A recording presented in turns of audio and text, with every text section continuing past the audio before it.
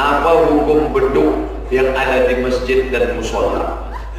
Tempat saya ada yang gede pakai kulit, namanya beduk. Kalau kayu besar dilobangi tengahnya namanya kentongan. Dua-duanya dipakai beduk. Sebelum azan Jumat masih ada Masjid Islamic Center terbaik 2015 dari Kabupaten Rokan Hulu, Provinsi Riau, masih pakai beduk sampai sekarang. Yang sakit jantung jangan duduk dekat situ. Setelah dipukul baru azan. Itu gunanya untuk apa? Untuk membangunkan orang sebelum azan. Bangun. Gak boleh, karena itu tidak ada dalam hadis Nabi. Kalau begitu, kenapa beduk bid'ah? Sirine enggak? Sirine. Apa bedanya? Beduk konvensional, sirine digital. Itu hanya pertanda.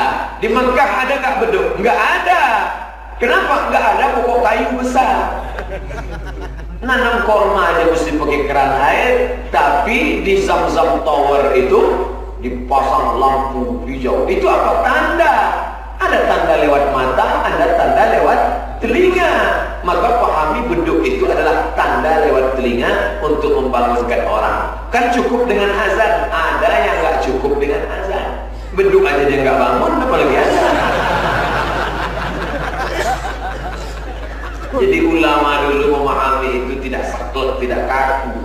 Al-aslu fil asya al-ibahah. Hukum asal dari segala sesuatu boleh. Kapan dia menjadi haram? Kalau ada dalil lain. Di tempat saya ada musola, lebih dekat, tapi kadang imam bacaannya fasih, nggak bisa jamaah. Bacaannya fasih, nggak bisa jamaah karena udah sepuh.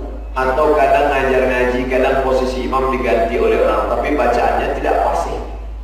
Terus gimana masalahnya? Dan agak jauh ada masjid, imamnya bacaannya bagus. Oh, yang tadi tidak fasih. Apakah saya harus berjamaah di masjid saja yang imamnya pasti? Atau saya tetap ramaikan musola yang dekat rumah saja? Masjid sama musola podo sami mawon. Same no different. Kalau ada sholat 5 waktu subuh, zuhur, asar, maghrib, isya, namanya masjid. Kalau ada sholat Jumatnya namanya masjid jami, pahalanya sama. Sampai di Indonesia berubah menjadi 6: masjid, langgar, surau, musola, masjid agung, masjid besar, masjid raya, masjid Islamic Center. 8. Yang sebenarnya dalam fikih cuma 2, masjid dan masjid jami. Maka engkau makmurkan yang dekat rumahmu. Imam yang salah itu kau ganti dengan lulusan Al-Qur'annya yang sudah pasti fit and proper testnya. Istri hamil nggak bakalan diserahkan ke bidan yang tidak ngerti kelahiran anak, padahal yang kau selamatkan 1 nyawa. Kenapa ibadah orang begitu banyak kau rusak dengan imam yang tidak lulus fit and proper test?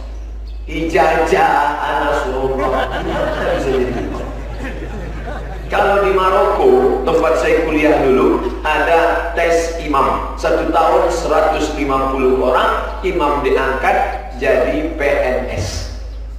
Penduduk Maroko 30.000. Mestinya di tempat kita yang 300.000 itu diangkat imam 1.500 per tahun. Insya Allah alumni Al-Quraniyah akan jadi anggota legislatif. Dia yang akan memperjuangkan itu melalui perda dan perbuk nanti, insya Allah. Amin.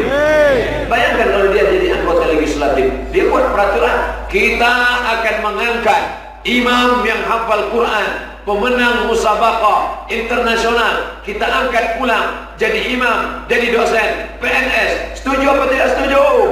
Setuju. Ketok palu, sah. Anggota legislatifnya hafal Quran. Tapi kalau anggota legislatifnya hantu, maka dia takut dengan Quran. Setuju apa enggak? Takut. Maka kita akan memilih pemimpin-pemimpin masa depan yang mengerti Al-Quran, yang memuliakan Al-Quran, bukan hanya musabaqah, tapi diangkat mereka menjadi pegawai. Nggak bisa Pak Ustaz, nggak ada formasinya. Bisa. Siapa yang bilang nggak bisa?